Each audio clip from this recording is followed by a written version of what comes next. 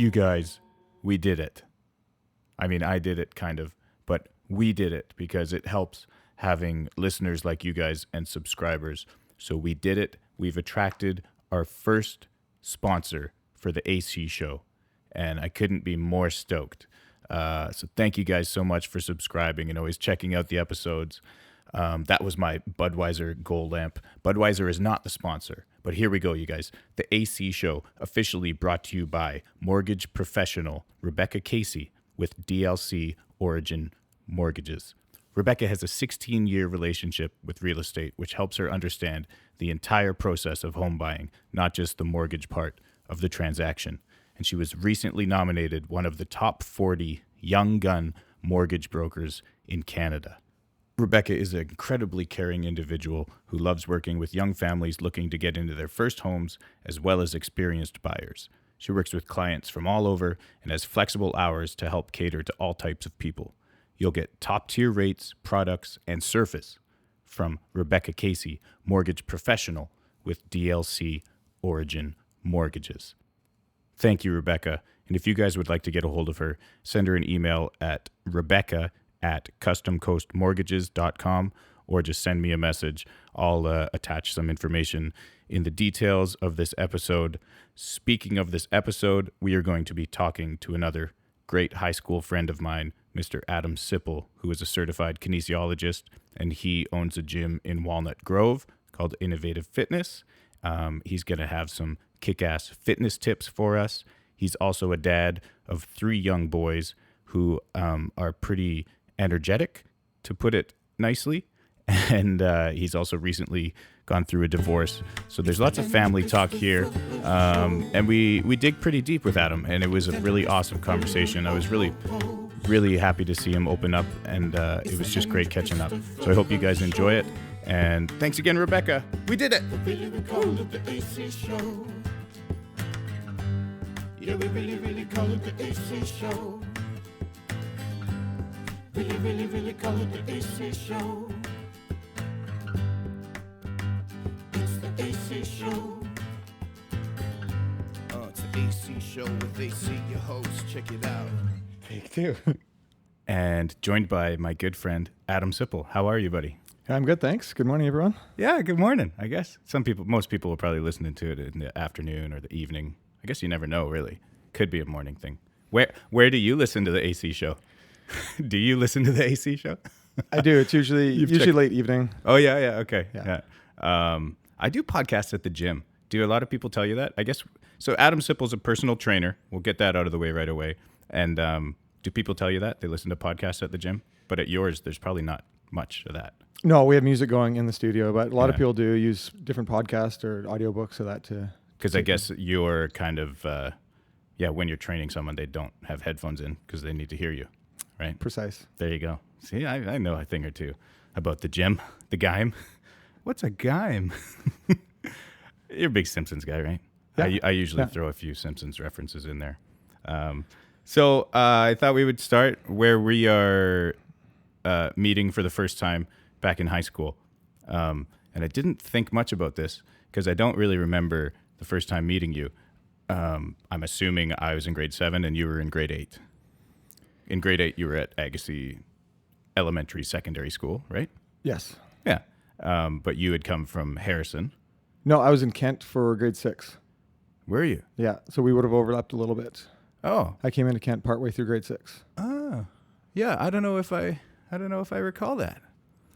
We'd like to stick to our own grades, right? Yeah. Grade 5, grade 6. But then I would think we kind of bonded.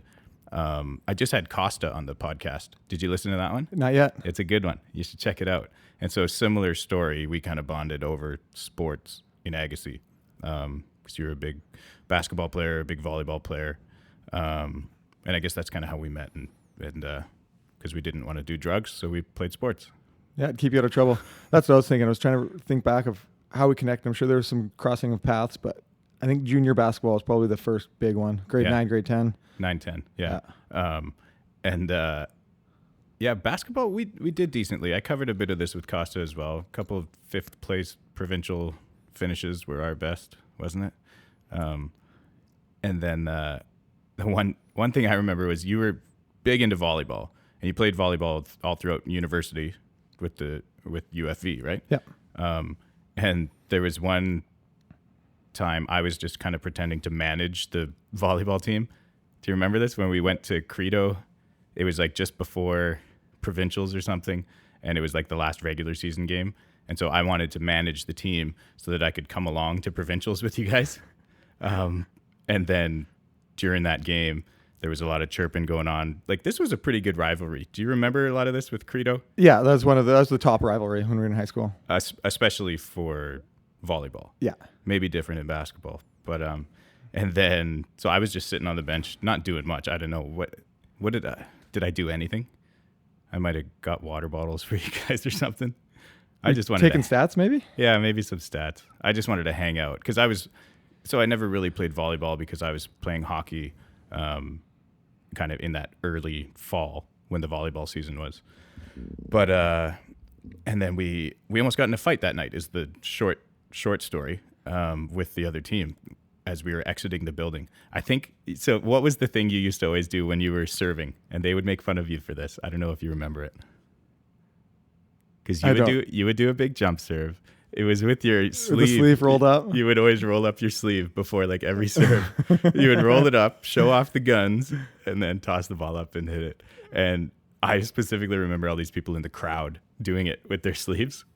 They would like roll it up like this, and so they were pretty hard on us because we were away at Credo Christian, which is in Abbotsford, Langley, and then it finally boiled down to after the game as we were like starting to get on our bus in the hallway. I think a couple of the guys were chirping, and I don't know if there was any actual physical altercation, but somehow the coach blamed me. I think Jeff Lucas was involved in that. Yes, that's what I remember about. Right. Yeah. If he's out there listening right now. Yeah. And then so the coach blamed me, and I wasn't allowed to go along with you guys to provincials. And what happened at provincials? What happened in provincials? That's a great story. That might have been the Fraser Valley Championship game that we actually lost because Costa, who was just previously on, was our setter who broke his hand going into Fraser Valley Championships. Oh. So Greg was our backup setter and wasn't doing so well. That doesn't work as well. So we snuck in we had top 2 berths out of our Fraser Valley, went to provincials. Yeah. Which we didn't get. So we had to drive to Kelowna for a 1-day game to qualify to play in. Oh, yeah. So we made it to provincials as a wild card berth. But that ended up winning. Then we ran the table and won provincials. Because I remember specifically somebody, as we were leaving from the Credo school, yelling, "You guys aren't even going to make it to provincials." And then you guys freaking won. And then we won. All thanks to me. I do take a bit of credit because I think that was like a big team bonding thing. We all got fired up because almost in this fight. But then, yeah, I couldn't come. And then you guys ended up winning, and I was pretty bummed. But I should have just played. But I wasn't that great. Volleyball. You would have been good enough. The other funny story I remembered from my volleyball days, which were short-lived. But so the next year, grade 12, I didn't play ice hockey because I had a kind of groin injury that was bugging me. But I could still play volleyball, so I played with Taylor and Mike Van Leerhoven. He was like big into volleyball. It was the only thing. It was the only sport he was kind of decent at. But having said that, he still wasn't that great. And so I kind of walked onto the first time playing volleyball and took his spot in the starting lineup, and kind of felt bad, but also felt pretty good. Hey, best players play. That's right. Right? Just natural athletes. You and I. We'll be getting into that later. So and then you had a pretty great volleyball career. Like you played, was it 5 years? Yeah, I played 5 years at UFV. At UFV. Any accolades from that? The team, I can't remember much. Was the team pretty good? Yeah, we played in the college league, so the CCAA. Yeah. And my last 3 years, we were top 5 nationally ranked throughout every year. Yeah. We got that is pretty. Handful of provincial medals, and we were 1 win away from the national championship match, and didn't pull it out. No, that's rough.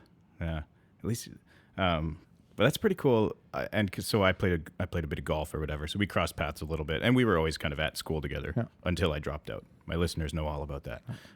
But you stuck with it, studying kinesiology, right? That was your major, and specifically, is there a specific side of kinesiology that you were studying towards? There was two different directions. There's an exercise science direction, and then there's a pedagogy side, which is more education. So that's the direction I was going in. My aspirations of being in education and going into teaching. Yeah. And that shifted a little bit, but. And it shifted to more the exercise science side then? Well, my degree stayed on the education side in that pedagogy line. Yeah. And I graduated with that degree with an English minor. Yeah. English minor. Yeah. So you should be really good at this podcast thing. We'll see. I was wondering. I was like, Sippel he's got a lot of great stories. He's got great energy. We just need to see how it goes with the mic in front of his face. That's how it always is with like all my friends who I have on here. Yeah. And that's what it's about, right? I love interviewing or catching up more so with my friends, seeing how things are going. And then it's like, I wonder how they're going to do. So far, so good. Well, I'm sure we'll get into some of that energy later that I'm talking about. You might get riled up. We'll have to turn the mic down once we start talking sports or baseball or something. So after university, it was where did you go right after university? You got your degree. Funny story. So during university, I was back framing in Agassiz. Yes, right. Just good job through the summers. Yeah. Learned a lot. And then once I graduated university, I just went back into it. Good friend of ours, I was working with him and just kept up with it for about a year and a half. With Wowda's construction. Wowda's construction. Yeah. And then it was, how did you get into the personal training side of things? Or you started working with like Abbotsford Heat and stuff, right? Or no? No, I started with Innovative Fitness. Okay. A friend who I played volleyball with, Garth. Yeah. Who you know. Yeah. He was working at Innovative Fitness and he said, "Hey, you got to come out. That's great. Let's check it out." So I went over and I've been with them for 8 years now. 8 years. Yeah. And you've opened up kind of your own location. Yeah. So opened up the studio in Langley in Walnut Grove. Dub G. I just heard something about Dub G. Randomly, my slow pitch team was talking about it, saying that Walnut Grove supposedly is the swinging capital of BC. Wow. Yeah. Have you experienced any of this yet? No, that's a shocker. And what they told me, which also completely, I had no idea. They said in the grocery store, you're supposed to, if you're open to these kind of things, you get a pineapple, but you put it upside down in your shopping cart. And that's how people know that you are open to this swinging community. Where do these stats come from? I do not know, but honest to God, and other people on my team had heard of this. They were like, yeah, the pineapples. And I was like, what are you talking about? So now next time you go to the grocery store, you need to keep an eye open for upside down. I'll test it out. I'll put a pineapple upside down. I don't know, man. You might get yourself in some trouble. There could be some aggressive swingers out there. But yeah, you definitely keep an eye out at least and see if you see any pineapples upside down.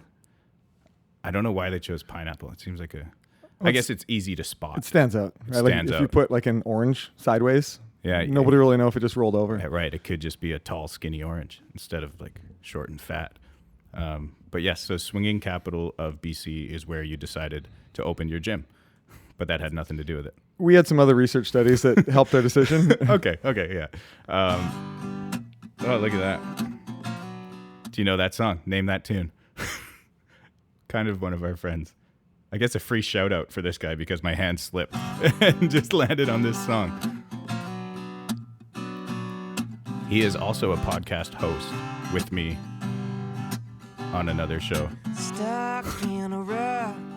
Mr. Dylan Waitman.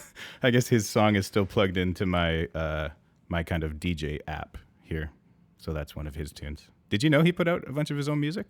I did a little bit. I wouldn't have known from the song, but your hints, I got that. Yeah, there you go. That's funny. Sorry. So Walnut Grove, Innovative Fitness. How many locations does Innovative Fitness have now? We have 13 locations. 13. Yeah, so there's 9 in Lower Mainland, mainly Lower Mainland based. That's awesome. And that's grown fairly quickly, I would say, hasn't it? Yeah, in the past 4 years, there's, I think, been another 4 or 5 studios open up. Yeah, so that's pretty sweet. And so you are head trainer. What do you call yourself at your gym? Head honcho, big chief.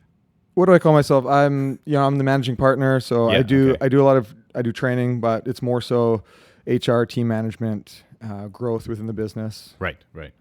And how many staff do you have? You have personal trainers kind of that work at the gym for you, for your clients that you bring in? Yeah. So we actually just brought on another teammate. So right now we have 8 kinesiologists. Yes, kinesiologists. Yeah, all of our coaches are all kins. Certified kinesiologists. So that's quite a big difference rather than I go to Steve Nash, and if I had someone there as a trainer, I don't think they don't need to be certified kinesiologists. No, there's a lot of different certifications and qualifications in our industry. Yeah. And so, you, for example, you could go out and do a quick course online and, you could get a certification. Yeah, what, like 6 months, a year, maybe? Yeah, they vary, but even shorter than that, some of them. Yeah. But obviously I don't really need to do that. I'm doing pretty good myself here. You're looking good. Thanks, man. That's cool. So all along we met in high school, hung out in university quite a bit. I don't think we've ever really lost touch for too long, have we? No, I think as lives grow and things get busier, there's fading periods, but we've always been close and closer at times. Yeah, and I wanted to have you on the podcast, and I think we're going to call this one the Dad-Bod-Pod.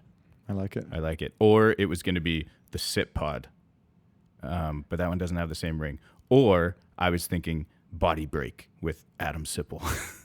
Hal Johnson, Joanne McLeod. And Joanne McLeod. We're going to watch that video in a little bit here. Body Break. And dissect it, because from the first 30 seconds that I saw, it's pretty funny. Body Break, it was back in the 90s. Yeah. It would just be this random commercial on TV about getting your kids in shape. And Participation, that's right. So the Dad-Bod-Pod, this has been something that's only, I think, recently come up in the last 5 years. Somehow social media created this body type called the Dad-Bod. And I guess just quickly, Adam, you've got 3 sons. Yeah. Is it okay for me to say that they're pretty fucking crazy? It's wild. They've got a lot of energy, and swearing is okay on this podcast. Ages and names. Let's do that. Oldest one is Beckett. He'll be 8 in a few weeks. Yeah. And then it goes down to Riker. He is 6. And then Corbin is 4 years old. Yes. So that is quite a tight age gap for 3 rowdy boys who are probably a lot like their dad, into breaking stuff and lots of sports and just pretty high energy, I think, eh? Or does it differ? Like, is one of the kids like up here in terms of energy, and then the other guy pretty chilled out? Or when you get them apart, they definitely show their own true colors. But when they're all together, it does get pretty chaotic. Yeah. But I think they do have quite different personalities individually. Yeah. I mean, I guess that makes sense. Anytime, it's just like us, right? If we're out with the boys, we're probably all getting pretty rowdy and pretty crazy, but on our own or just in a setting like this, it can be a bit more relaxed. That's awesome. So 3 boys and pretty tight age gap there. You seem to hold it together pretty good, though. We'll get into that later on the show. I guess, yeah. They were 3 when Corbin was born. Beckett wasn't quite 4 yet, so there's 3 under 4. Yeah, 3 under 4. That's crazy. Yeah. So actually, I should play this song quickly here first, because I don't do this one enough, and everyone is like, "How come you don't play that Family Time song anymore?" Family time, family time. Ooh, ooh, ooh, it's family time. It's family time. Woo! Yeah! There we go. So there's my kids, minus Ledger. Ledger wasn't around for the recording of that one, so we might have to redo it. He just started rolling over, so I was pretty stoked on that. 3 months old. He's starting to build up his musculature, taking after dad. But so the Dad-Bod is, it makes sense. I can definitely relate to it in that, especially now, just having a baby again or whatever. It's just a time to freaking try and get to the gym, and having that time, or taking that time to yourself instead of maybe giving it to your wife, or even taking your kids to go do more stuff themselves. So it's easy to kind of lose that routine. Whereas before I was strictly, I was 5 days a week getting to the gym, really happy with myself, pretty comfortable. And then, towards the end of the pregnancy and then after he was born, it was like, okay, yeah, Jamie needs some help. You know, there's a lot to be done around the house. We just moved. I'm finally kind of getting back into that 5 days a week routine or whatever, but it's tough. And I'm really pushing Jamie to try and do it. So we're trying to work a bit more as a team so that we can both get the exercise in that we need. But yeah, like I can see how very easily guys who, you know, in shape heading into marriage, you know, probably for the first bit of marriage, you're fine. You still get lots of time to yourself. Maybe one kid. Okay, yeah, it's easy. Take them. You can figure that out. But then once you start piling up all these kids on top of each other, it's like, do you have the energy to do it? Do you have the time? And, you know, is it just practical to make this exercise routine work?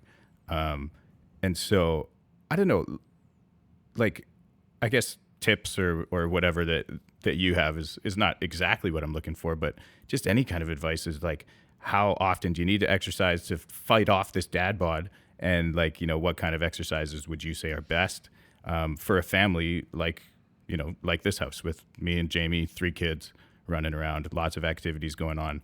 How can we find the time, make the time? Is it just an excuse that there's not enough time in the day? Or, yeah, what's kind of the reality? And I think you covered a couple of really great topics there. Is that we have to understand there's a lot of variables in play. Mm-hmm. You as a former athlete, call it, and go through there, you'll have high expectations where if you don't dedicate 1 hour of a dedicated workout at the gym, if you don't do that, it's not enough. Right. Right. And so I do feel that way for sure. Yeah. Mm-hmm. And it's hard because you come hard on yourself and okay, I have 30 minutes, but it's not enough time. So I'm not going to put that dedicated workout in. And now you take that step down. You might be a little upset with yourself. You didn't get in. You're not as organized, but you also got to look at the fact that other things are changing as well, right? As kids come in, well, guess what? You're getting older. There's usually higher responsibilities. So work changes, family life changes, other things like that. And so I think a big factor is also finding a way to not work out at the gym, but also be active as a family, right? Go for a walk, mm-hmm. you know, go out, play at the park or however, you know, Ledger's young, but head out for a walk and spend quality time as opposed to saying, okay, if I can't lace up my sneakers and go lift for an hour, that it's not worth it. Yeah. Yeah, I definitely see that. And I appreciate that. And I think and then does that also tie into that as you get older, the type of exercise and the amount of exercise you need, is it more or is it less? Is it pretty comparable to when you're 20 years old to stay in shape? I mean, I guess it depends what outcome you're looking for. If you're looking to be a 40-year-old guy who's jacked, you know, in the best shape of his life, then yeah, you still need that, you know, top quality exercise and a lot of time.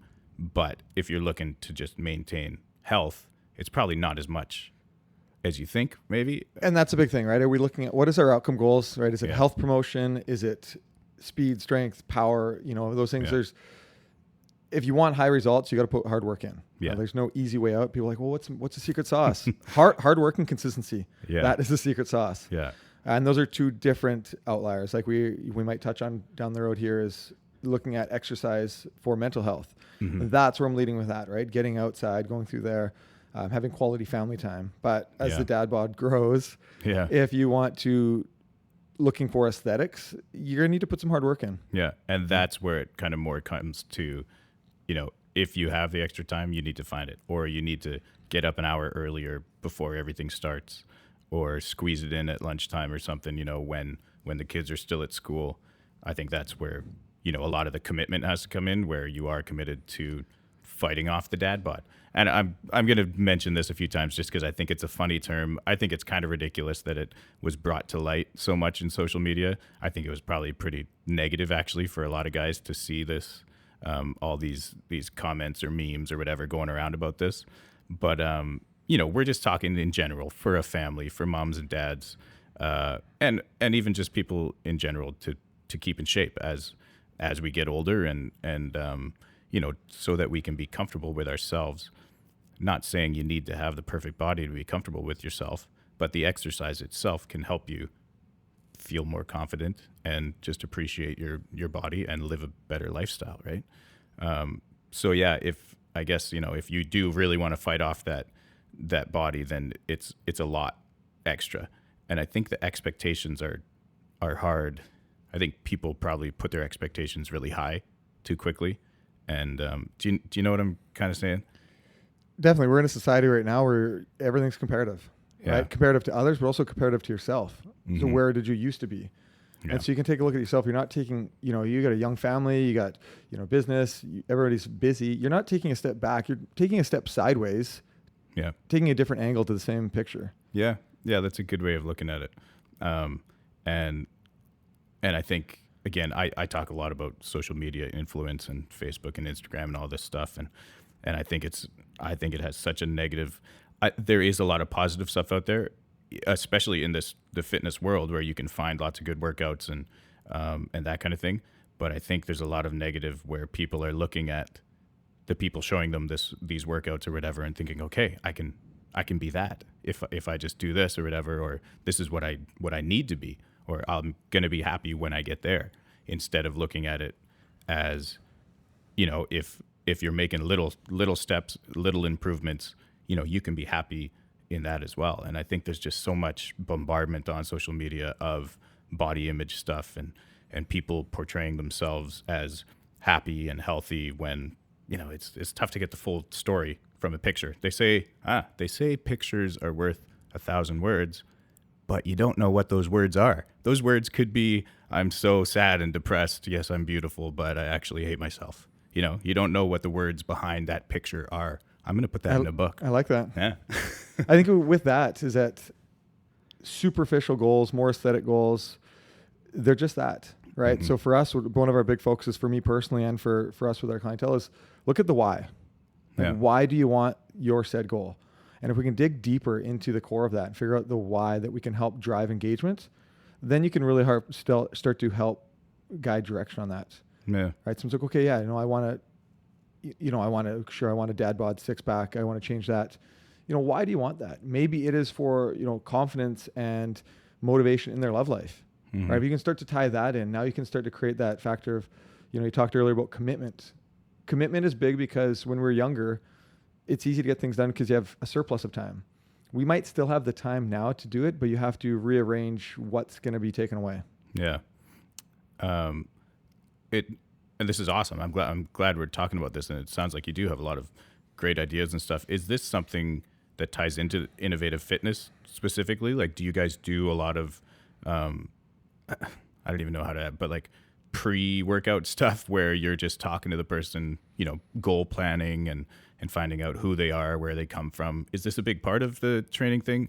Because again, at a lot of the gyms, it would probably just be, pay this guy, meet him for 5 minutes, and then you're working out a few times. And I don't know, but innovative fitness, I feel like it is a bit more close to the personal side of things. It's huge, right? One of the bigger things we look at is trying to take away the intimidating stigma of the gym. Yeah. Right. You walk into some of the big box gyms, it's sports bras and tank tops. Everybody's got their headphones on and everybody's staring at you. Yeah. Right. I own a gym. I live at the gym. I still don't like going there. Right. Yeah. So get in there. We're very welcoming. It's not a bunch of jocks, right? A bunch of meatheads. We're real people. We're very personable, personalized greetings, hellos, goodbyes, and then take to the next step and figure out, what do you want to do? Where can we help you go? We're not just going to sit here and say, okay, you're Andrew, you're 32. Yeah. You are going to train towards this, right? Yeah. Let's talk it out. Let's hash it out and figure out where do you really want to go, and let's help you get there. Yeah. And then the actual workouts themselves, like what kind of, because obviously it's not just weightlifting. Like it's not a weightlifting gym, but there are weights there are machines. So if you could kind of generalize a typical workout for somebody coming to you saying, hey, I want to get in shape, what are we going to do? What kind of focus do you guys have on the actual exercise side? The actual focus of the session, we're going to gear it around a couple big things about where your body's actually at. Yeah. So we go through a couple screens in our consultation looking at health history, injury, specific goals. Mm-hmm. Then we go, before we even actually start a workout, we're going to go through a full in-depth assessment. So you want to figure out how your body's moving, why is it moving like that, really in-depth. Then the next session we go through is our baseline testing. So we go through our fitness profiling and see where you're at right now. Yeah. So we go through everything from strength, endurance, cardiovascular ability, body morphology. Yeah. Because what we do with that is we actually replicate all of those tests every 3 months. So you can see the exact comparison. From all of that factors, then we start to tailor a personalized training program. The actual session itself, it starts off with kind of dynamic range of motion, warm up, typical, right? Set the tone for the hour. movement prep for some of the lifts that are to come. Mm-hmm. Then we go into a block of about 5 or 6 exercises of strength resistance, right? Still is primarily strength resistance based lifting. Yep. But then after that, we'll go into a cardiovascular block of 2 to 4 minutes. And that's going to be a chance for some active recovery on the muscle groups we focused upon already. Yeah. Have some fun, mix it up, whether it's spin bike, skipping, do some boxing, have some fun on that side, throw a football outside. Nice. And then come back in for another block of strength resistance base. And we cycle through that usually about 3 or 4 times. Cool. Yeah, and again, it's just a more personal approach. And like you said, going outside to throw a football. If you know this guy's a big sports fan, if he loves football, let's incorporate that. Get him running some patterns or something for, like I've seen a lot of these things you do. And then there's also a lot of group, not group training. Is there much? No, we don't do any group training. It's all one-on-one. But like group events that you guys organize as in specific like half marathons or bike rides or hikes. Can you talk a bit about those or even like trips? Didn't you do into frickin' Machu Picchu or something? Yeah. So destination-based training. So we call that. We've really pioneered that in the industry to help people get outside the gym. Yeah. Right. Help you train towards somewhere other than the scale. And a lot of that ties into some of those external engagement factors. So giving them the power, the confidence, the motivation to go do their first hike or to run their first 5K. Yeah. Everything from small, basic introductory hikes to snowshoes, overnight kayak trips, right into some of the big international expeditions. I took a group into Peru for 11 days. That's unreal. Hike through Machu Picchu, which was unbelievable. Yeah. What was that like? So like, was it like how long was the actual hike? The hike was 4 days. And so you're tenting outside. Yeah. Or do they have like shelters that you reach that you stay in? Or no, it's all intense. Yeah. The hike itself, it's not too extreme. Right? Most people can do it with some training. Yeah. It's 45 kilometers over 4 days. Yeah. Not a ton of climbing. Elevation comes into play a bit. You max out at 4,400 meters elevation on day 2. Wow. Which, to give this Agassiz boy reference, Mount Shyam's about 2,100 meters. Really? So it's over double the height of Mount Shyam. Crazy. Yeah. And then, what's the nighttime like there? Like, even just like the food and setting up the tent and the actual camping and sleeping, how did you find it? It's set up quite well. So there's porters that take all your gear, and so they'll actually run up ahead way faster than everybody else and set up tents they'll set up a lunch tent. So when you show up at lunch, your soup is made and everything's there, and then they'll pack up and run again and set up all your tents and everything. Yeah. So they pack all your gear as well. So it's a bit of glamping, I guess we could say. To an extent, yeah. To an extent. You're still sleeping in a tent in the Andes, but how in shape are those guys? Or do they just kind of look like regular guys? That's what I would picture. Is just like a regular, Peruvian kid. They look making some extra money. They look like regular guys, but they're pretty fit. I ran with one of them for a bit, and they'd have pretty large packs. So I swapped packs, and I took off running with this one guy, and we took off for about 2 hours. We were off the group, and he had no English. Like, obviously, I don't speak much Spanish. Yeah. And we went and saw some other ruins off to the side that none of the groups went to, and it was pretty amazing. Yeah. We didn't really speak much, but we just went running through the rainforest for 2 hours. Yeah, it's just kind of you want to come with me? Come. Yeah, with let's go. 40, 50 pounds on your back, and wow, yeah, that's pretty intense. And any big takeaway from that trip, or when you got to the top, looking out, any big revelation? Did you find the meaning of life or anything, or just probably a pretty good sense of accomplishment? Or? It reinforces our philosophy on destination-based training, right? Because there's, I'd say maybe 80% of all the people in the actual ruins of Machu Picchu that day take a bus up. Mm-hmm. So you bus into the ruins, you take some pictures, you have a guide that shows you around for an hour or two. Right. And for us, we spent 4 days hiking through a group of 8 all together, sleep together, hike together, sweat together. Sleep together. Sleeping, it was a pretty cozy 2-person tent. I know. I'm pretty cozy. Hard time. But the pictures mean so much more. Yeah. Right? Like the pictures that you take, they're not a bus ride. Like you have so much more stories. And now those 1,000 words mean those 1,000 words that you have. Yeah. Very cool. That would be, do you have anything else of that nature planned, even in the next few years, or is it's kind of, it's a big undertaking, I would guess. No, we try and do a big international trip annually. Yeah. My friend who owns the North Van location, he just did a Costa Rica surf trip. Right. And so that's kind of next in the back of my mind. And I'm like, yeah, because he did that the same time that I took a group surfing in Tofino. Yeah. That one looked cool. It was really amazing. It was short, a long weekend, but really, really amazing. But at the same time, he was out in Costa Rica surfing for a couple weeks. Yeah. That's pretty incredible. So if people want to get involved in this kind of stuff or just look at getting back into shape, Innovative Fitness, Walnut Grove, but they're everywhere. There's one in White Rock. There's one in Abbotsford.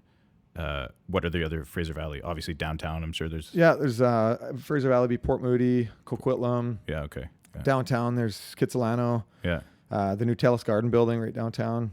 Okay. And then West Van, North Van, Victoria, Kelowna. Okay. But for sure the best one, Walnut Grove.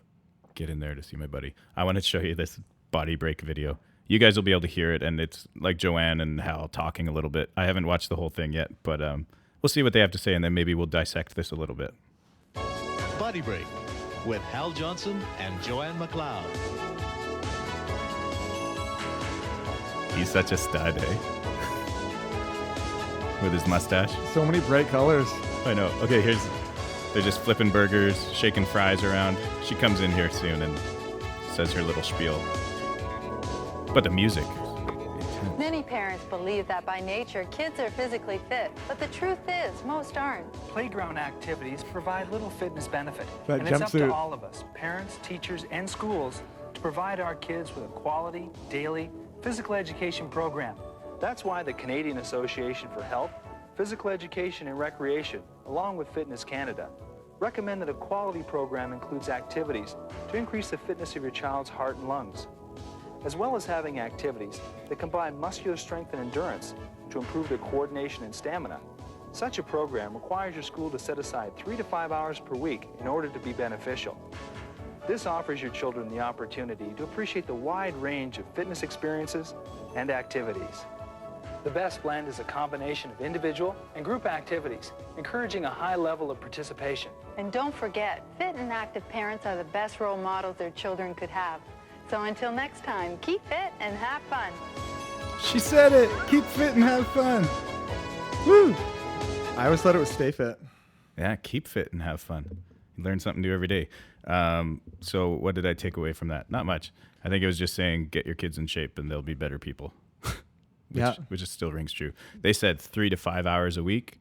Do you know, is that still pretty standard for kids exercise? I don't know if you know much of the actual numbers or anything for kids, but it makes pretty good sense, I think. No, definitely it is. And especially right now, there's obviously, a screen time epidemic coming to play. Right. And so. Yeah, let's touch on that a bit. And so it's probably more so getting them off of that and then anything is better.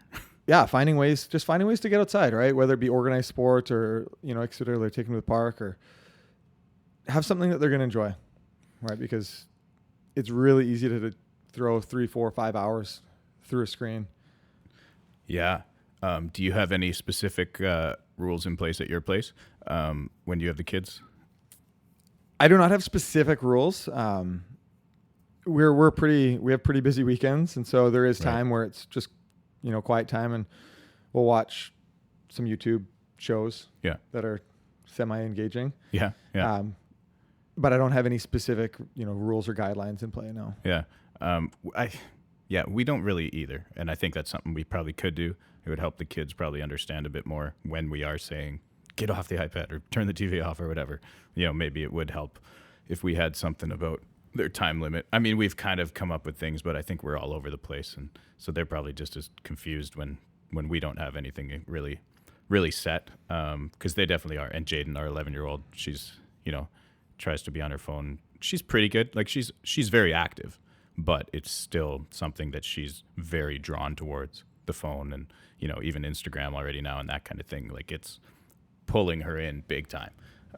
You can see that kind of addiction setting in, just like all of us are. Like we're all kind of predisposed to these reactions where we just want to grab our phone or we want to turn the TV on or something.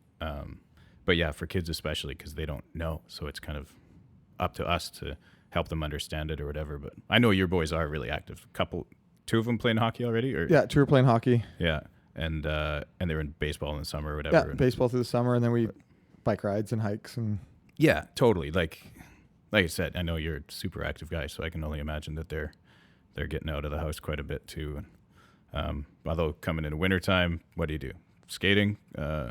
I guess like you said, they're playing hockey already. Yeah, I guess that takes up most. So if one kid's playing hockey, the other two are running around the rink. Yeah. Maybe some of that screen time there. I don't know. Because it's just like sometimes as a parent, you're just like, okay, I need a break because I need to go help this kid get ready for hockey and everything. I can't be watching the other two running around the rink, So it does help sometimes, but then you wonder if it's really helping in the long run, or if you're just reinforcing, hey, when you need to do something, go on here.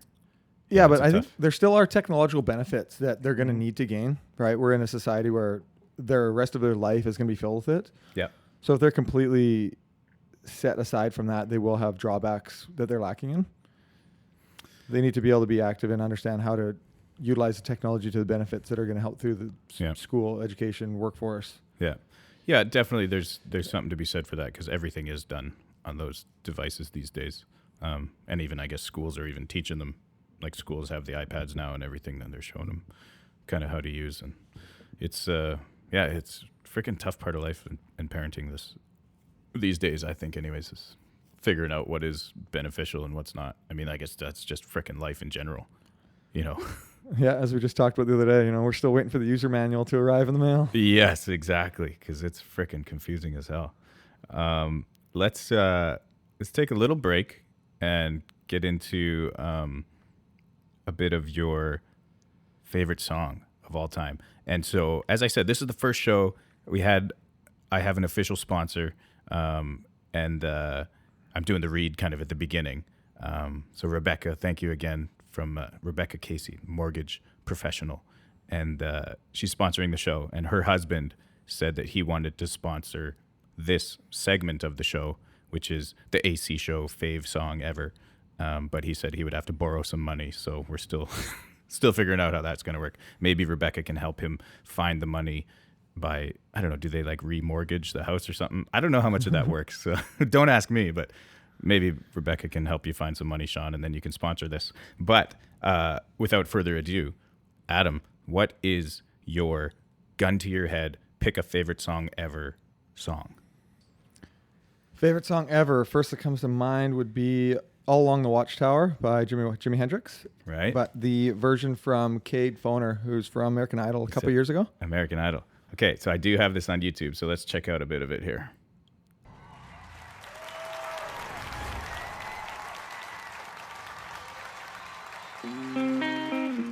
You said this guy got like third? Third, I believe. Must be some kind of way out of here. Said the joker to the thief. There's too much confusion. Said I can't get no relief here. Businessman, they'll drink my wine. Fly home and dig my earth. No one ever alone to mine. Nobody your pity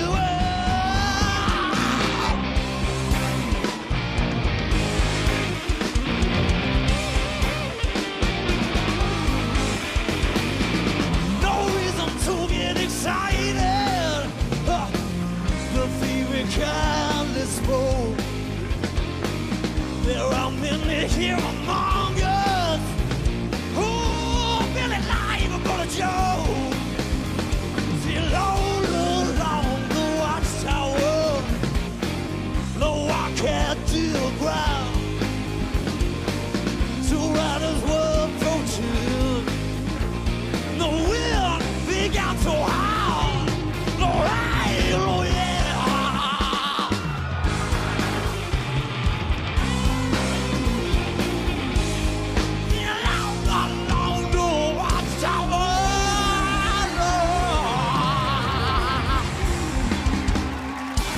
Yeah, that's a pretty sweet version. You do the video helps, I think, too, for sure. He's pretty awesome. It does. There's a lot of energy going on there. Yeah, and so the song in general, did you always like the song? Like, had you listened to the Jimi Hendrix or Bob? So Bob Dylan actually wrote the tune, and then Jimi Hendrix did a cover of it. So I love the Jimi Hendrix version. I did not know that. Yeah, Bob Dylan was the original writer. But was it a song you always liked, or was it this you heard him do it and you're like, wow, this is a really cool song? I've definitely heard it before, obviously. Yeah. And we talked about this previously. I've never been a huge music guy. Yeah. I've always listened to music. Yeah. and it's always been there, but I've never been able to really have that feeling. And this came up in a time in my life where there's some transition, and it was the first time where music started to kind of talk to me. Yeah. And I was just watching Idol, and it came on, and yeah, it was pretty special. So even right now, listening to it, like, it brings, raises my hair on my arms. Yeah, it is a pretty powerful tune for sure, and especially the way he delivers it. Really cool voice. And yeah, I remember, whether it was a year or two ago or whatever, we were talking quite a bit about some of the American Idol or America's Got Talent shows, because you were really getting into it and really starting to love music. So who were some of the other artists or bands or songs that you were really kind of starting to get drawn towards as you were starting to use music a bit more, right? In some of your just your everyday life, or sometimes when you wanted to, get some emotions out or whatever. What were some of the other music that you were really starting to dig? I don't know if there's any specifics. More so the fact that I started listening to the music and not just listening to the sound in the room. Right. So and focusing on lyrics a lot, or the actual guitars and everything kind of. Was there a lot of even like instrumental stuff? Like in that, it's like All Along the Watchtower is a big instrumental tune too for a lot of guys. And have you started to find the emotion in that kind of part of the music as well? Is it a lot of the lyrics that kind of speak to you, as you said, or? I think definitely all combined. I've listened to a lot more country over the past couple of years. Yeah. So a lot of country. It can kind of it's a little smoother, but tying into some of the older stuff, some of that rock, like it's like I said, it's got that energy, the passion that you can feel, right? Watching that video, like you can just, if you were there, it would just be unbelievable. Totally. Yeah. I definitely know what you mean. Have you been to any good concerts lately? I have not. No, I don't get to go to a ton of concerts either. I want to change that, but I've been to a few Dave Matthews ones because I'm a huge Dave Matthews fan, and so I was saying that when you said it was going to be All Along the Watchtower, and Dave Matthews does some awesome versions of that song too, which Dave Matthews Band, it's like a jam band, so most of the songs are very drawn out and artistic, and they have a really different flow to them. And because this is my podcast, I'm going to play one anyways because I can do what I want. But it takes a while to get into it. And so some people will really appreciate it. Some people might gloss over this part. But I want to play this for you and just so you can get a feel for someone else doing a take on that song. And we got to see if the Wi-Fi works.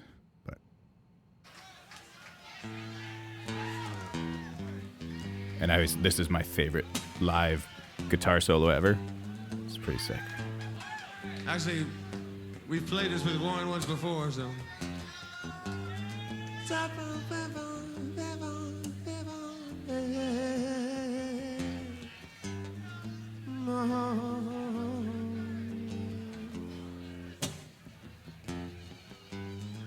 There must be some kind of way out of here. Send the jokers to the thief. Too much confusion. I can't get no relief. Businessman, I drank my wine. I'm plumbing into my life. Mama, they're home along the line. Know what any of it's worth. No reason to get excited. They kindly spoke.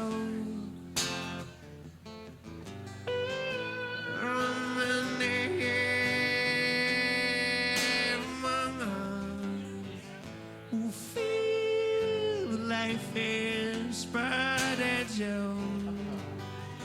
But you and I have been through all that. Yes, we have. And this is not a fake. So let us not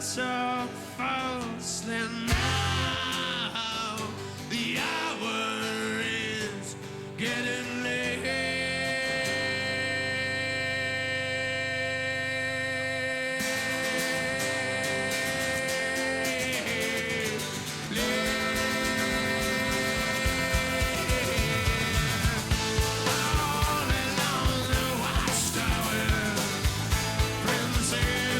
And I am going to make you listen to the whole thing, so just get into it.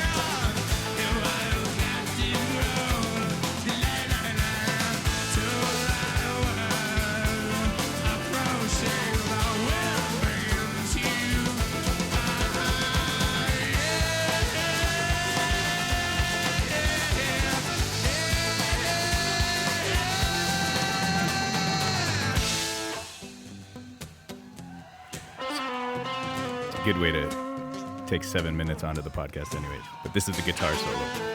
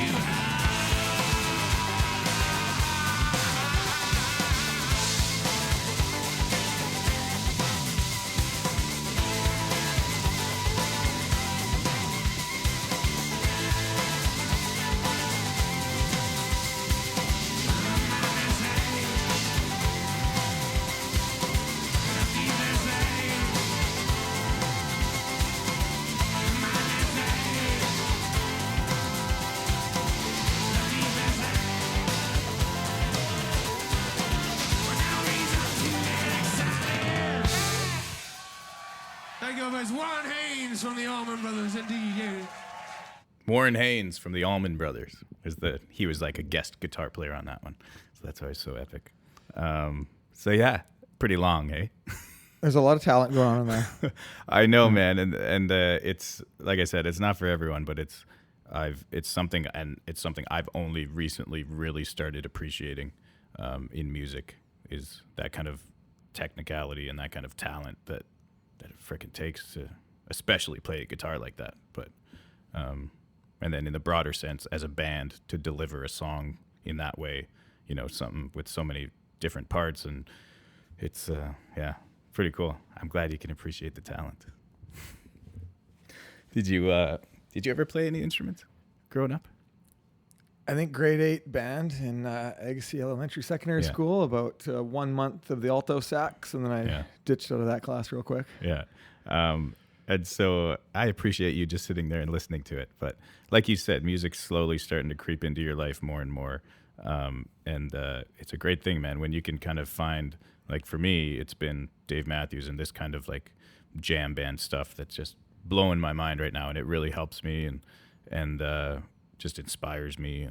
And it can really help, I think, mentally and just creatively, when you can start seeing people do all this crazy shit and you're like, whoa, I can, in my own life, I can start doing crazier shit, and it makes sense. And it's, I'm starting to appreciate more of like not the mistakes, but just the rawness and like how dirty some of this stuff can be, because, maybe there are small mistakes or missed notes, but it's just, that's because of the emotion that's going into it or whatever. It's pretty crazy. So I'll send you some more like that to check out if you're into it. Send away. Yeah. That's cool though. I just was happy that it lined up. They were both talking about All Along the Watchtower. It's pretty sweet. Have you been following your boy Cade at all? I have not, but I do know that he connected with one of the other girls in that show, who was my second favorite. That's what you're saying. And I do, because we were watching this at the same time. So I think I did see that performance before. Yeah. And do you remember the girl's name? They were both contestants on American Idol. Yeah, they were both top 3, I think. And then they became a thing after that. Country girl, Gabby, I think. Oh, yeah, Gabby something. And the backstory of this is that when we were watching this, obviously Andrew would pick apart my choices for their musical talents, and I didn't understand all of that side, but it connected in different ways. Totally, man. And I mean, that's the thing, is like music speaks to different people differently. That's the beauty of it, right? It's such a cliche, but the music that you're into for your reasons is different than what I'm into, and so I was probably being a bit harsh back then, but we still had fun just texting about American Idol all the time. So if we can, this kind of ties in a little bit, like you said, how music started helping you out a lot at this time of your life when all these transitions and changes were going on. You've recently, and still kind of getting towards the end of a divorce with your wife. Yeah. And as we said, 3 kids. So that is obviously a big change for them and for you guys. Can you, even just open up a bit about that part of your life and where, what was going on, what you were going through? We can talk, bring it back to the physical side of it, exercise, the mental side, and then, how bad it got and how it started getting better. And now, today that things are, I can tell you're really happy at this point in your life, which is great. It's still a constant struggle, but yeah, let's talk a little bit about that if you would open up for us, man, because a lot of people really appreciate that stuff. Yeah, so quick backstory is, like we said, grew up in small town Agassiz. I started dating my ex, the mother of my boys. We were in high school still, and we were together for 13 years, married for 8 years, 3 beautiful, healthy boys. And from the outside, or even from my perspective, you could look at it as almost the ideal little Canadian family. Yeah. All right. And then pretty abruptly it all ended, and it was a huge shock, obviously a major lifestyle change. As some other things were going on in my life as well, the new business at the exact same time. And, my first thought was to blame that, blame the business. It was because as we moved away from all our family, moved out to Langley, that's when it happened. And taking up so much time in your life, right? Focusing on building this. It's a huge business too, right? It's not just you, being self-employed. It's a big thing. So taking up a lot of time, but. So early on, I blame that, and that's unfair, right? That wasn't the reason. That may have expedited some things. Yeah. But looking back, there were some concerns that we didn't address, and it's definitely changed. One of the big things I look back is I was out at a gathering with some other professionals that I work with and some mentors that I look up to, and the one gentleman said, he's like, you know what, I could sit here and I could say I'm sorry you're going through this. I feel terrible for you. He's like, I'm not going to tell it to you. I'm happy for you. I'm happy that you get to go through a life-changing event and reevaluate, reflect on your life, look at the mistakes you've made, and grow and become a bigger person because of that. My first instinct, I was like fuck you. Yeah. You're happy for me? Yeah. How can this be a good thing? Like, how can you even think of that way? Yeah. And that's kind of stuck with me, is that there's two ways to look, right? You can look at it and just sit on it. And I did that for, a year plus. Not happy times. And I tried to win the world by myself. I didn't talk to anybody. I didn't talk to family, my friends, my resources I had. I didn't reach out. And it wasn't maintainable like that. And that's actually right around the time where I started watching Idol and connecting with you a bit more. Yeah. And that helped. That was a big change. That was a clear direction. Yeah. And so that was kind of around that, the really dark time. What were you feeling physically and mentally in that time? You're in great shape. Could you feel it in your body? Something was different, changing in your head. Like you said, you weren't really talking to anybody. What were some of those kind of feelings and emotions like? The hardest part was going to work every day. I was, we were still smaller in growth, but still had, 4 or 5 employees, and trying to put on the persona of the warrior, right? It's go in there, you're leading, right? You're setting the tone, and then going home and not being there, right? Not being that person. So, not as proud to say there was a lot more alcohol. Yeah. My alcohol went up, which led to assortment of other things, poor sleep, into there. I still was exercising. I still was training and being active to help me out with that. I took it to the other end. So I started, I did some ultra marathoning, which has its pros and cons, right? It allows you to dig deeper into some darker places. Mm-hmm. I did a lot of my training solo. And so, for example, we're talking 3, 4, 5 hours in the woods, trail running by yourself. Yeah. Lots of it at night in the dark. And nature has done a lot of great things for me. Yeah. That was stretching it to the other end. Utilizing that to dive deeper into some of the issues. And so would you say, like, on some of these runs and stuff, like, was it a pretty big emotional thing?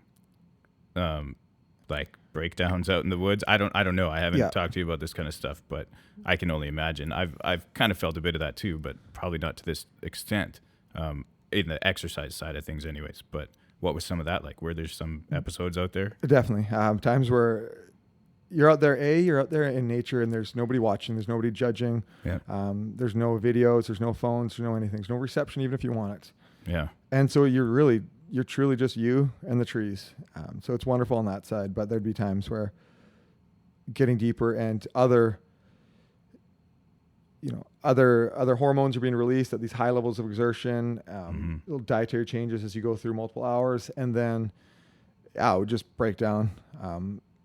That's some of the, some panic attacks, some hyperventilating, trouble breathing, and just sitting in the middle of the woods and just crying as long as you want. It's cathartic, right? There's nobody judging, and and I think in my head, I don't know, maybe you'll change my mind. It feels like a pretty good thing to do, kind of safe, depending on how bad these attacks are getting or whatever. But if that's something you can do that evokes those emotions to get out of you, then I would see it as as a good way of dealing with some of this, as long as then you take the next step and, if it's really bad thoughts and memories coming back, then maybe you do need to talk to somebody or whatever. But I don't know, like, did you see that as maybe being too dangerous or anything, or do you think that was a good way to start kind of this process? The line that I crossed was it was taking me away from others. Yeah. Okay. Because I was doing it all solo, and I would go out and, it did allow me to express myself and to get away from, memories and all that. But also, like I said, it took me away, and it didn't let me reach out to those who were there to help. Yeah. Yeah, I guess, because if you're working 8-10 hours a day, then 12, 14. Yeah, and then going for a couple hours of runs and then just going to bed and doing it all over again or whatever, then right, yeah, you don't have that maybe connection to friends or family that you need. But yeah, that's intense to think about. And so that's kind of at some of those dark points there. So body was probably doing pretty good physically. You're still in shape, but I don't know. Superficial physically, yes, it was doing well. Yeah, right. And then, so on the other side of that is more the mental aspect, or do you think there is physical things going on in your body that are not quite right in that state? Like, a bit more about the human body than I do. You know what I mean? So I always just break it up into physically you're in good shape, mentally you're not in good shape kind of thing. Or is there more of a crossover? There is. When you're going through that extreme of stressors and, external variables, high level intensity is not necessarily the best thing, right? No. You need low controlled variables, and because exercise is going to be another stressor, right? It's going to have another boost on cortisol. It's going to add those other changes. Okay.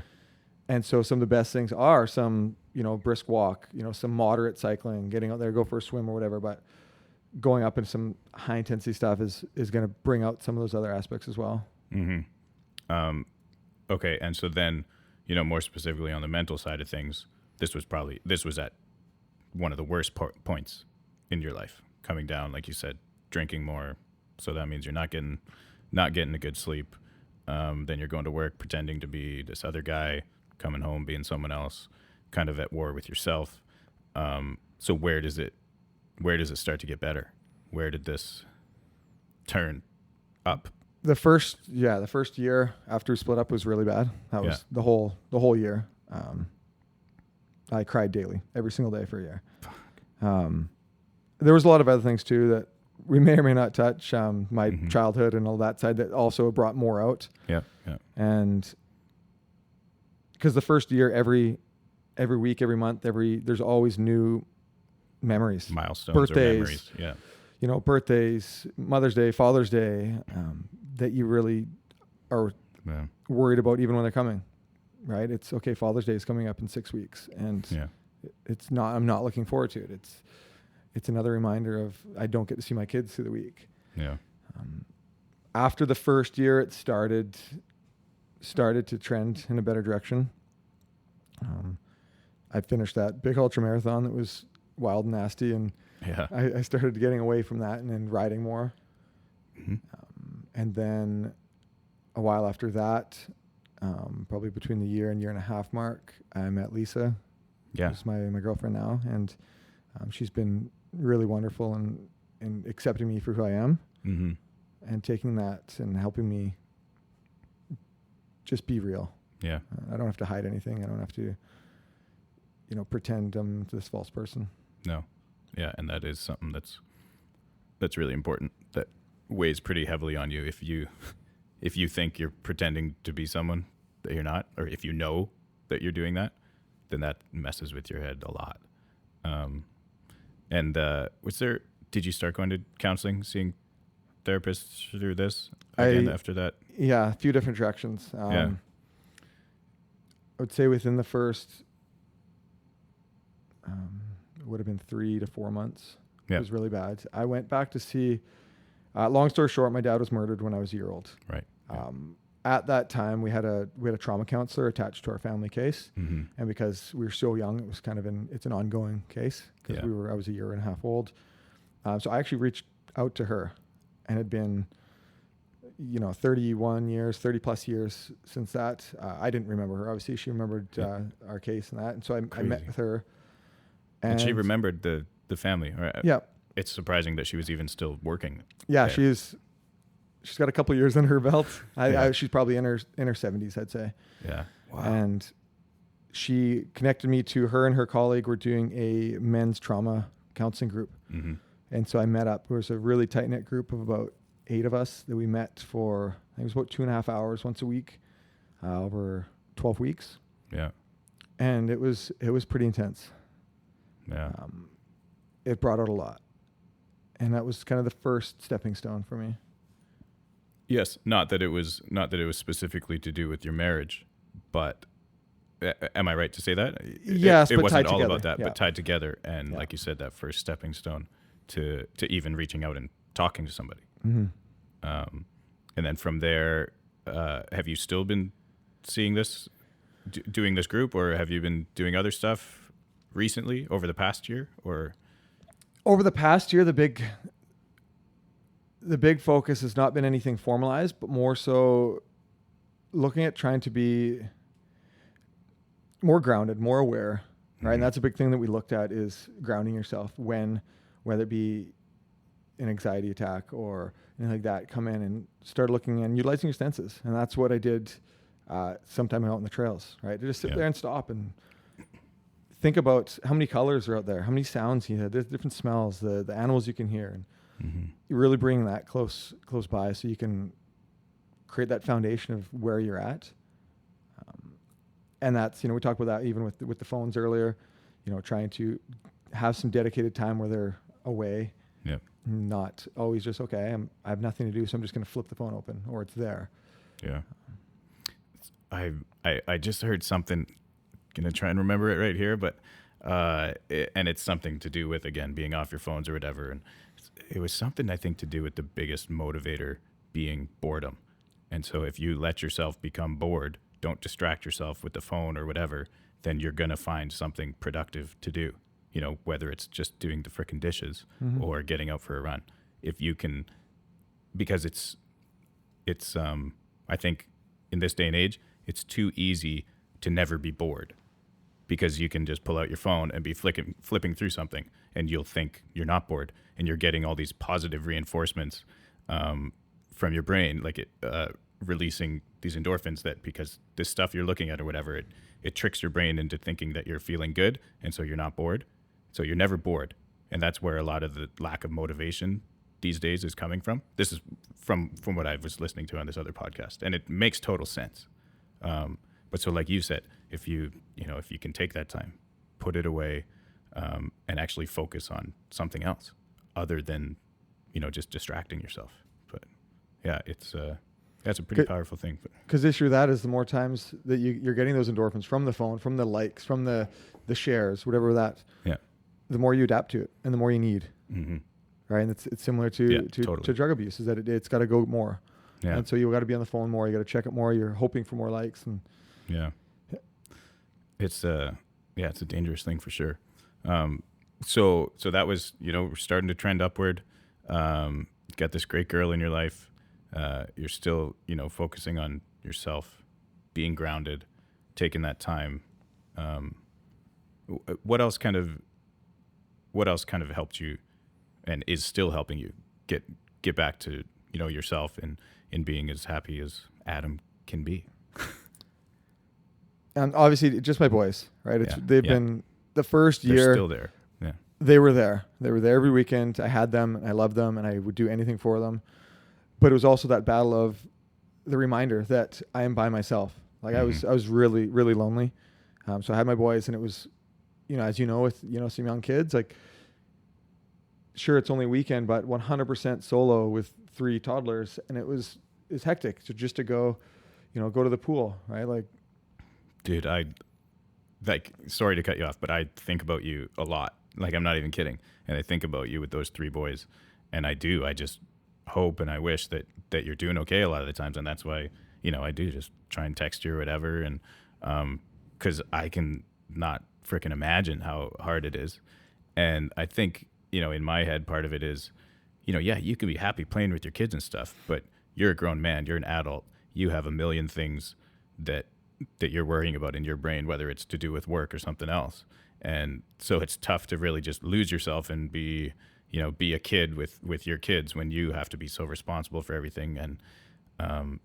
And just with freaking kids, it's so hard, like, to get them all on the same page just to go to the pool or something. Yeah. And I really don't know how you do it. And the fact that you're still doing it and doing it very well. And, when I see the boys, they're so happy. It's really commendable. And I don't know, man. How do you do it? Like, I understand. I can imagine that especially in those first little while, maybe before Lisa or even since Lisa came along, but she wasn't really in the boys' life. It was. I think about you a lot, and I try to understand how hard that would be, and wish I could do more for you, and it's but you're doing it, man. You're successful business, beautiful kids, you're great shape. You look great. You're a handsome man. And I do just commend you on everything you do for those kids and how you're doing it on your own. Even if it's, like you said, just a weekend, it's still a freaking long time to be alone with 3 crazy boys. It's funny that you say that, the just a weekend, is that the word just has been something I've been thinking about a lot lately. Yeah. And how detrimental it can be. Mm-hmm. Right? And it comes to me, right? Oh yeah, I just went out for a 5K run. Yeah. You just did a huge accomplishment, right? You accomplished something large. So just takes away a lot of the significance from it. Yeah. Mm-hmm. Right? Or I just read 2 chapters of this book I've been working on. Yeah. Right? And it can be really dangerous.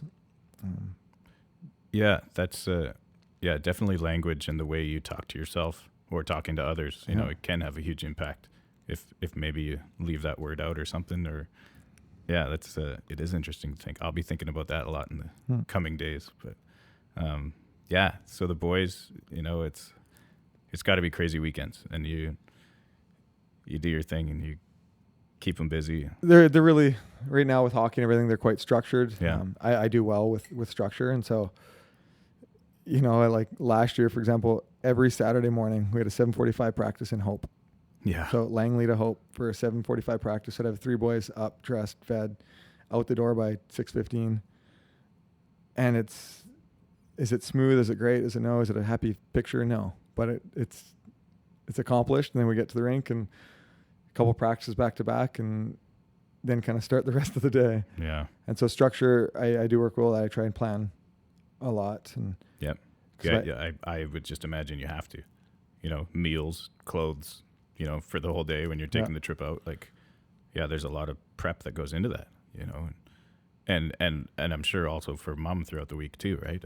And all the freaking moms out there. Jamie does a ton of it around here, and I'm so thankful for her that she does have that organized. And sometimes I just drive around and do the things she tells me to.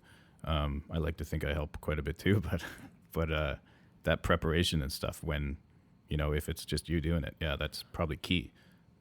And that's a huge thing. I'm not trying to take anything away, right? I understand what the mom's doing. What Leola, she's got the boys all through the week, all the school days, and then I just get the fun weekends. Yeah. Right. So there's a big change on that side as well that I do understand and really respect and appreciate all of the other half as well. Mm-hmm. And how's that relationship been with you and Leola? Kind of, because it's been how long has it been now that you guys have been separated?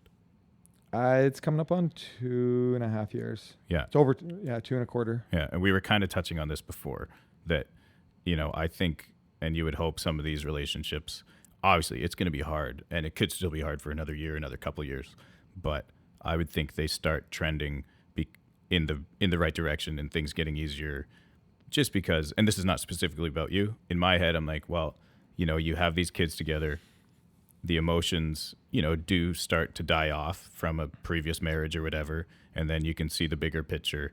That it's not part of your life anymore. You each have your own lives. And then, you focus on the boys. It's pretty much all it is. That's why you guys are still a part of each other's life.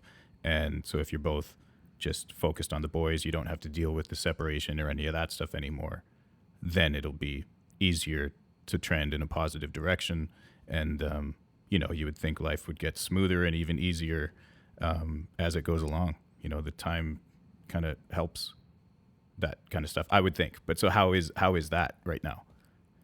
I would like to say it's been quite amiable the whole time. Yeah. I think that we're both mature enough and respectful enough that Good. everything is for the better of the children. Yeah. I would never consider, talking down upon her for the kids or anything like that. And I honestly believe the same from her. Mm-hmm. And so I think that for the kids' sake, it's been smooth. I think I had a handful of people within that first year when things were really bad, who'd been through previous breakups and divorces, and they said 2 years. Yeah. They said get to the 2-year mark. Okay. We've been through 2 sets of birthdays, 2 sets of Christmases, everything through there, and this was at 6-month mark, and I'm like, it's never getting better. Yeah. Past there, and I see that, right? Like we can communicate about, right now we're kind of finalizing holiday sharing and, other things like that you don't necessarily think about early on. Mm-hmm. Right? What do we do for Christmas next year? What do we, all of that stuff. And so it is, I think, trending in a positive direction. Yeah. I think it's great, man. I really appreciate you kind of opening up about lots of this because, as I said, lots of husbands and wives and family people listen to this podcast, and I think they just appreciate the realness that we can share. And I know a lot of blended families or step parents or single parents, and there's just there's so many different types of families, especially these days. It's that's a whole other podcast of what attributes to that for all these different kinds of families. But it's, the most important thing, like you said, it's got to just be about the kids. Whatever happens, mistakes that we make as adults, you got to be able to just focus on your kids and raising them as best you can. Because that's like, if you're looking for a meaning of life, then it's right there, right? It's right in front of you. And that's why you got to keep keeping on. That's why if you get stuck in a rut, sure, that was the biggest thing that got you out of it. I was thinking, you've got these boys to take care of. You got to stick around for them and be the best dad and the best person you can be, right? You're a role model. And yeah, I think you're a pretty great one at that. Whew, we're getting a little heavy there, eh? Just win more days than you lose. Exactly. Right, there that's you go. like an unwritten motto that I've had for a while. And cool. Life is not perfect. No. Right? It's not perfect. And if you try and be perfect every day, you're going to fail. Yeah. Win more days than you lose, and you're doing well. I just said something to Bobby actually yesterday, and it was about, hey man, as long as you're happy, and and maybe it was, I'm just trying to be better and trying to be happier, and it was like, yeah, that's fine, but if you can't look to be being perfect because nothing in life is going to be perfect. So if you just can't have your happiness measured against perfection or whatever. You can be bettering yourself, but along the way, if you can try and reach perfection, I guess is okay to look at it that way because you want to be better and better and better, but you're never going to get there. So you need to be happy while you're bettering yourself. You know what I mean? You should be able to find happiness how you are now. And then if you can improve upon yourself, whether it's physically, mentally, learn a new skill, spend more time taking your kids outside, great. Keep being better and better, but it doesn't mean you can't be happy right now. And just don't try and measure yourself up against perfection, like you just said. Yeah, and with that, like we roll on a strategy. Like Roger, who you know well, my business partner, Roger Friesen, he's a world-renowned sports psychologist. So he's a professor at university, and one of his main direction that we communicate with and work a lot is not trying to chase perfection. Mm-hmm. All right, and what we look at is a continual pursuit of excellence. Gotcha. Right, and so that's going to change for everybody. It's going to change day to day and year to year. Right, and it's going to have different angles. Right, Mm-hmm. so for me, I'm taking a large step to the side to change a different angle of my excellence. Yeah. If you're chasing perfection, I already failed. And so excellence, just having that as a separate. Excellence is not perfection. No, but it's where you're at. Like, what does excellence mean to you? And then strive towards that. Yeah. Yeah, I think, that is a good way of putting it. So before we finish off here, on a lighter note, we can talk about this one question, which I asked Costa as well. You guys were pretty good friends in high school, right? Yeah. Yeah, you guys were pretty close. Have you seen him much since he's been back? A little bit here and there, but not too much. Yeah, you should reconnect with him. He would love to see it too. So what I asked him was, if you had one chance to do one of these three things for $1 million, what would it be? And so the choices are to get a hit in the major leagues, score a basket in the NBA, or gain 1 yard in the NFL. What would you choose to try? What did Costa say?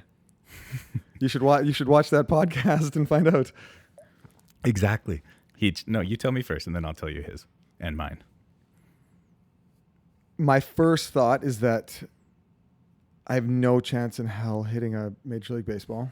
That was also my first thought. Way too technical. It's not my skill set. Yeah.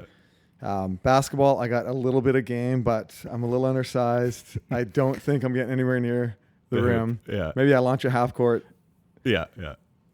NFL, I'm gonna get demolished, but I think I'm taking that 1 yard. Totally, man. Do I get to call the play? It makes yes. You get to call the play, just like in basketball, or just like how you get to choose when you swing in baseball.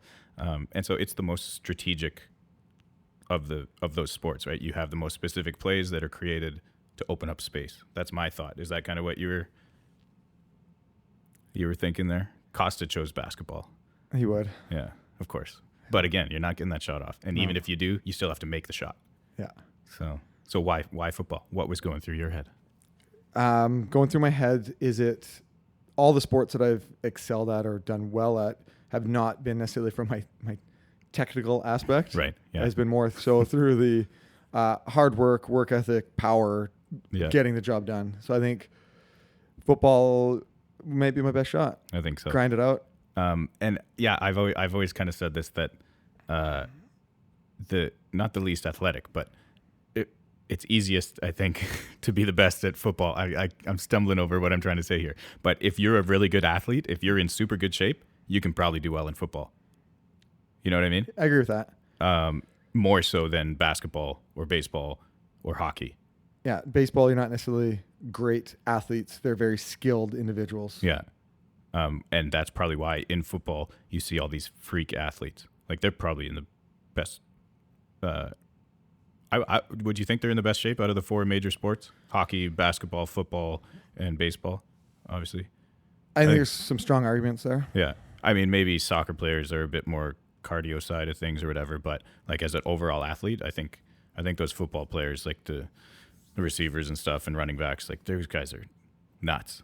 You get some of those linebackers are 6'6", 260, and they're how fast they can run quick. and because all it is, like, especially on the defensive side, brains are going to help or whatever, but it's just being athletic, catching somebody and taking them down. Like it's almost like primal, or on the offensive side. Yeah, some of the guys have to catch the ball. Again, that's not that freaking hard to do, and then just run with it. Avoid people. Like, if you're athletic and agile, then freaking go play football. But you're probably going to get concussed. It's just that easy. It's just that easy. We're now Pro Bowlers. I know. Dude, I could make it. But yeah, then there's the concussion side of things. But you'd have $1 million anyways. So yeah. I would take $1 million for one concussion. Would you? Have you had a concussion? This is more on the Costa cast because he's concussion specialist, right? Yeah. So have you had any concussions? Not specifically, not diagnosed, but yeah, I've taken a few bangs. Car accident, you would think. You were in that pretty bad car accident in high school, right? Yeah, just after high school. Yeah. So you would think that you had one from that, but I don't know. Yeah. I guess, and then you and I were in, holy cow. Yeah, that's a whole nother podcast. That is. Sippel and I got in a pretty bad car accident racing home from one of your volleyball parties, right? Yeah, wasn't it? Yeah, it was. At Fletcher's place? Yeah. Yeah, it was a bad decision on my part. I was, driving drunk like an idiot. And that's why I'm not going to do that anymore. And frickin' head on into that cement barricade. We're pretty lucky. Man, we've been through a lot. Yeah. And then did we ditch out on the cabbie? Or no, you thought I was going to or something. And one or the other. I was thinking about that the other day, actually. I was telling the story. So we were in the car accident in Langley somewhere. And then we had to get a cab back to Abbotsford near UFV where we were staying. And then what did you tell the story as? What happened with the cab driver? We got dropped off, it was at me and Taylor's place where you kind of lived. Yeah. We got dropped off a couple blocks away because we weren't sure if we had enough money. Yeah, We that's didn't know right. if we So had enough money. we wanted him to stop the meter. So we were like, oh, you can just let us out here. Yeah, and I don't know if you whispered it or I thought you were going to just bolt. Yeah. So I was getting ready. I can't really remember either, but I think we ended up paying. I think so. Yeah. Or we just both took off running. See, but I think I would have remembered the run. Yeah. I remember the story, but I don't remember the run. So I think we paid. What I remember is getting back to your basement suite where you and Taylor lived, and I crashed all the time. Yeah. And I was so depressed because I knew I just made this huge fucking mistake and could have killed us both. And I just started mowing down on pizza pops. Like, I sat on the couch. It was probably like 2 or 3 in the morning or whatever. But I just sat on the couch, put some highlights on, and started mowing down pizza pops. I was like, my life is over. What did I do? Fuck. Yeah, that was intense. Yeah. We threw the keys into the bush or something. Because some guy came and he was like, get rid of the keys. Oh, the guy in stolen. the golf cart. He set us up. He's from Belmont. Yeah. And I think that was his idea, right? He was like, listen, toss the keys, say your car was stolen. And no, we put the cooler. We hid a cooler in the bushes down the road. That's what it was. And then it magically arrived when the cops showed up. And then this guy who was like, oh yeah, their cooler's over there or something. I don't know. He was fishy anyways. That was crazy. Those were good times though, eh? Back in college days. Yeah. When we weren't crashing cars anyways. Yeah. Just crashing parties. Just crashing parties. Anyway, man, we'll leave it there. This was awesome. Yeah. And one more shout out. Thank you, Rebecca Casey, mortgage specialist, professional. You're awesome. My first sponsor. And we'll talk to you again sometime soon. Yeah. What are we going to do now? Are we going to hang out for a bit or you got to get going? I guess you do hang actually out in a little bit. Okay. I'm going to go take a pineapple upside down on my grocery cart. Sweet. It's the Andrew Christopher Show. With Andrew Christopher, your host. It's the Andrew Christopher Show. But really we call it the AC Show. Yeah, we really call it the AC Show. Really call it the AC Show. It's the AC Show. It's the AC Show with AC, your host. Check it out.